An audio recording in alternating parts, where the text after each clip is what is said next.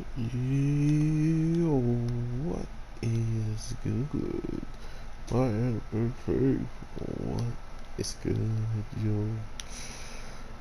Man, King's Raid is actually pretty ridiculous. I like how different things are following up simply because of one or two things changing in the story can really make the whole perspective of everything quite different.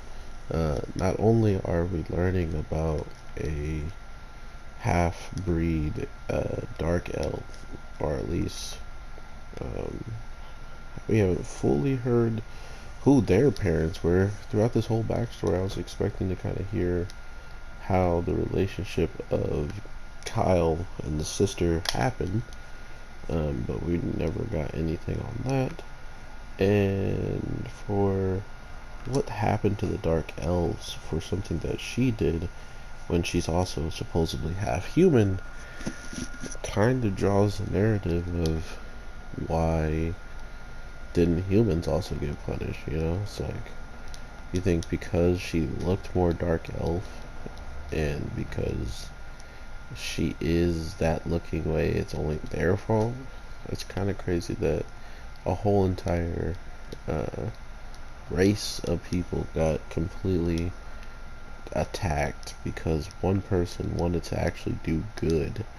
Not only did the person try to like help, they could have made something that turned out being amazing and also took some weight off of one person risking his life for the whole entire kingdom. It goes to show you trying to do too much also can lead you down a path of sadness and hurt because A, if people don't understand it, they see it as threatening, and B, um, I don't even think she fully was successful with what she was trying to do. It's just the simple notion that that is a thing she had in mind.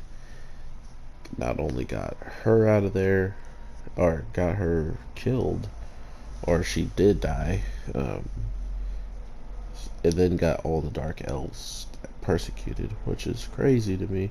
But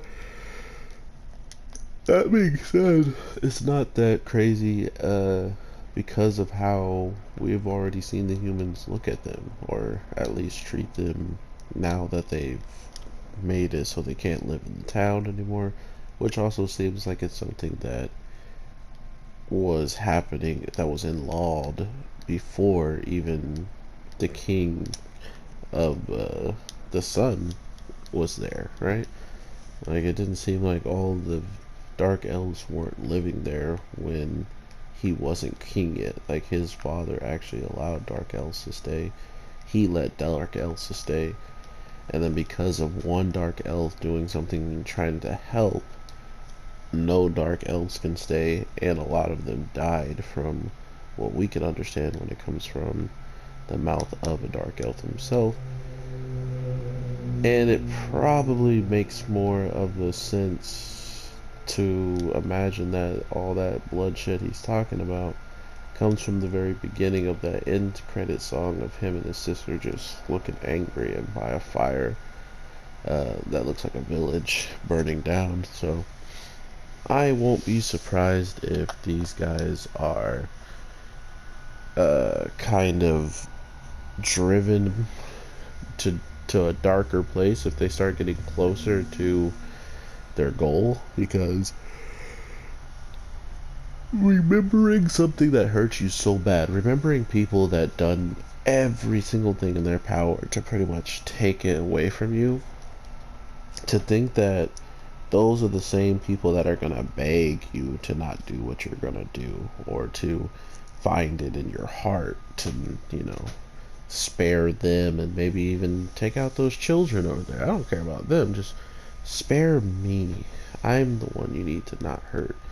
There's people out there that would do that and at the same time be in the same position you're in and not even a bat an eye. They wouldn't even have heard you beg for your life, you know?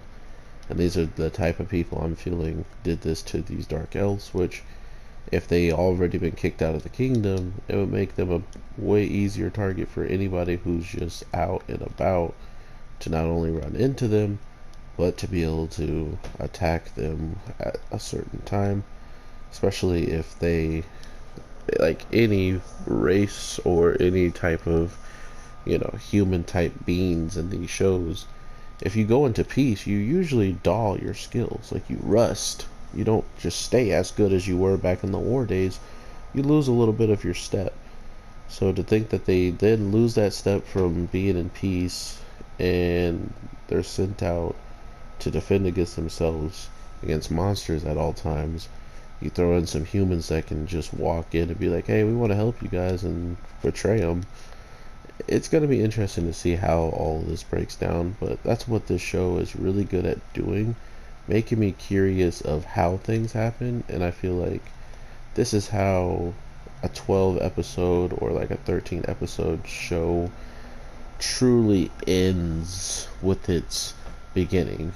Like, it doesn't really feel like there needs to be another season. I'm guessing everything that happened to the king is about what's about to happen to the son, but maybe he's gonna have the help of the dark elves, and he makes a kingdom again that dark elves and them can share, that they live equally and whatnot. But outside of that, if anything happens for the ending, there's a chance for more seasons and stuff. But if it goes a basic normal route but has some interesting dips and turns on along the way to the end, I'm really going to be happy with this show because I've already enjoyed the animation.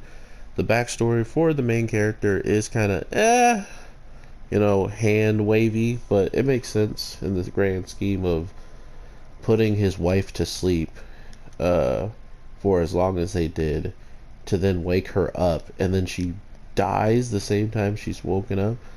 I don't feel like this is coincidence. I think there's someone who knew about this being who it was and they wanted him dead for some odd reason. I don't know why they would be hanging out amongst the humans, maybe knowing that there's another heir possible to wield said sword and attack the demon lord is why he had someone hiding out. I don't know. But that's what this show does. It makes you capable of speculation through the information it gives, and that's why I truly do like this show as it is right now. So with that being said, I hope you'll have an amazing day, night, evening. I apologize for all this stuff being so late, but better late than never, because you'll always be able to look back on this whenever you feel like it. Because I know some of you be watching my videos at late at night, or you end up watching it as soon as it comes out, and for some reason the same day I'll pretty much see. I don't know, y'all are weird and I appreciate it. Because I'm not here for my viewerships to look crazy and all that different stuff. Only reason why I'm here is because I enjoy talking about anime, and if I didn't, I probably would have stopped doing this a long time ago, seeing how the viewership and all that stuff is what everybody cares about on YouTube. But for me, it's this free space where I just get to talk, tell you how I feel about anime, and get to hear your opinions, and maybe even find some new animes I'd never thought about watching just because you suggested it, and maybe I could do the same for you. But with all that being said, take care everybody, and peace.